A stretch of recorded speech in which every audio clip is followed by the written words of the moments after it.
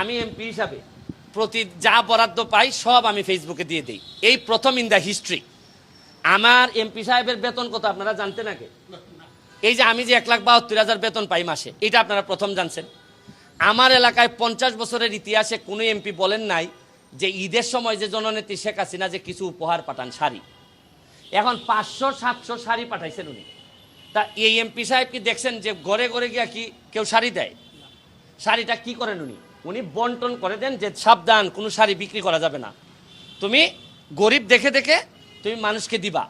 এখন আমার যারা বন্টন করছেন এর মধ্যে একজন প্রতিনিধি, উনি আমার বন্ধুর বউ উনি গরিব বিবেচনায় দিয়ে দিছেন। এখন আমার বন্ধুর অবস্থা কি জানেন?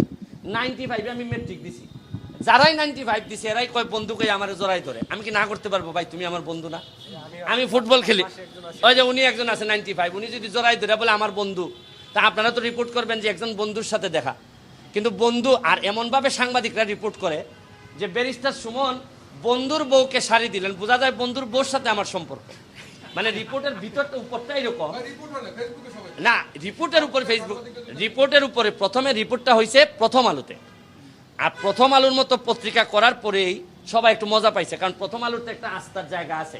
কিন্তু প্রথম আলো যে নিচে নামতে নামতে শাড়ি পর্যন্ত খোলা শুরু করছে, এটা তো আর আমরা জানতাম না। তো আমি এটা তো বলছি যে ভাই আপনি একজন এমপি বা সরকারি কর্মকর্তার বিরুদ্ধে অভিযোগ আনবেন যে আপনি কি সরকারি মাল বিক্রি করে দিচ্ছেন কিনা। এখন আমারে বলা হয়েছে গরিবদেরকে দেওয়ার জন্য। এখন আমি যদি বিবেচনা করি যে আপনি মনে হয় গরিব ভাই, তা আমার বন্ধু উনি যিনি দাবি করলেন উনি করলেন কি, বললেন যে না আমি গরিব না, আমি আরেকজন গরিবকেই শাড়ি দিয়ে দিছি।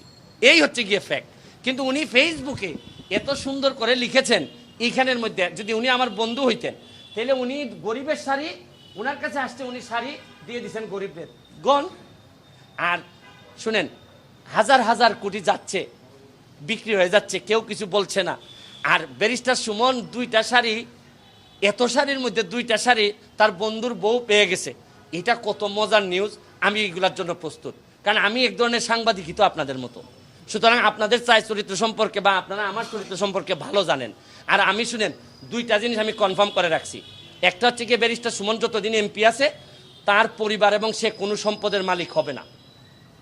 এবং আমি আমার গ্রিন কার্ড, আমেরিকান যে আমার সাথে টাই গ্রিন কার্ড ছিল, এইটাও আমি জমা দিয়ে আসছি। এবং আমি কথা দিছি 9.5 লাখ টাকা নিয়ে আমি এবার নির্বাচন করছি। আগামীবার যদি নির্বাচন করার খায়েশ আমার থাকে, যদিও যে অবস্থা প্রথম 3 মাসে আমার 12 কেজি ওজন কমছে, আমার মনে হয় না আমি শেষ পর্যন্ত টিকতে পারবো কিনা 5 বছর। তা আবারও যদি খায়েশ হয় তো ওই 9.5 লাখ টাকা নিয়েই আমি যাদেরকে অবদান রাখবো, এরা আমার জন্য বিনা পয়সায় কাজ করে আমারে যদি জিতাবে। আর এমপি হিসাবে আপনি মনে রাখেন, সুবিধা যদি না নেন তাহলে যে ভাই কত অসুবিধা, আপনি আধা পাগল হয়ে যাবেন। 7.5 লাখ মানুষ প্রতিদিন আপনার ঘাড়ের উপর শ্বাস ফেলে। আমার গত পরশুদিন ঘূর্ণিঝড় হয়েছে, ঘূর্ণিঝড়ে আমার ঘর টিন উড়ে গেছে প্রায় 400 থেকে 500 মানুষের। আর আমার দায়িত্ব ধৈর্য দেওয়া হয়েছে 47 বান টিন। মানে আমি 47 জন মানুষকে 1 বান করে টিন দিতে পারবো। যারা টিন পায় নাই তারা আমার 14 গোষ্ঠী তুলে গালাগালি করতেছে, হেই মিয়া তোমারে ভোট দিছি মিয়া, তুমি একটা টিন দিতে পারো না। এখন আমি টিন যদি সরকারের বাইরে গিয়ে দিতে হয় তাহলে কিছু চুরি করতে হয়। আর আমি হাইকোর্টের অ্যাডভোকেট হিসেবে যা ইনকাম করি তা আমার পরিবার এবং আমার এলাকার জন্যই।